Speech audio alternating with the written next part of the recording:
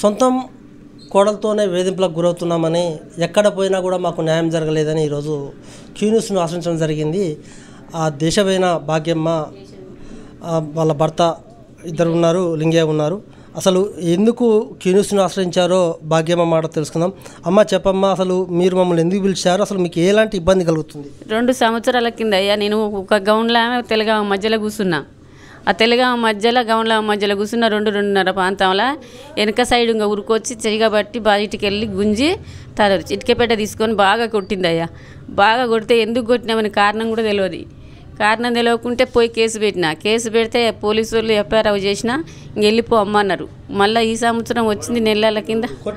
మా పెద్ద కోడలు నా మనవళ్ళు ఇద్దరు పేషమైన రేణుక, తరుణు, మనోజ్ గాడు ముగ్గురు కలిసి మమ్మల్ని భయంతో బతుకుతున్నామయ్యా మేము. నా కొడుకుని నన్ను నా కోడలు అడ్డం వస్తే కోడలు కొట్టిండ్రు, కొడుకు అడ్డం వస్తే కొడుకుని కొట్టిండ్రు, బజార్ వాళ్ళని తిట్టిండ్రు.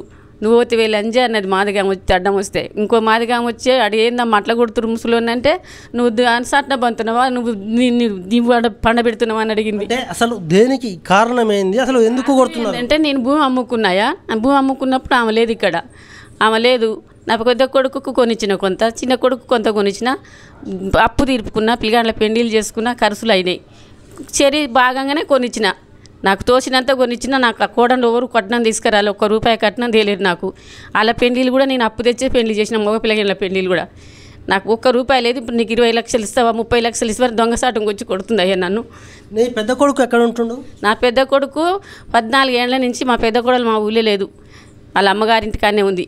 ఇప్పుడు వచ్చింది 3 ఏళ్ల నుంచి వచ్చింది, తిగుపల పెడుతుంది. ఆ పెద్ద కొడుకు ఇప్పుడు వచ్చి నీ ఇంట్లో బండ పెట్టుకుంటుంది అని అంటే అడిపోయి కిరాయికుంటుండయా. ఇంకా మమ్మల్ని ఈ బాగా పెడుతుంది. మీరు పోలీస్ స్టేషన్ పోయారు కదా, మీ వస్తువులు ఏమేమి పోయినాయి, మీకు రికవర్ అయ్యాయి? నా పుస్తెళ్తాడు, గుంజుకుంది 3 తులాల పుస్తెళ్తాడు, చెవు దిద్దు మాటి చెవు తెంపి తీసుకుపోయింది అయ్యా.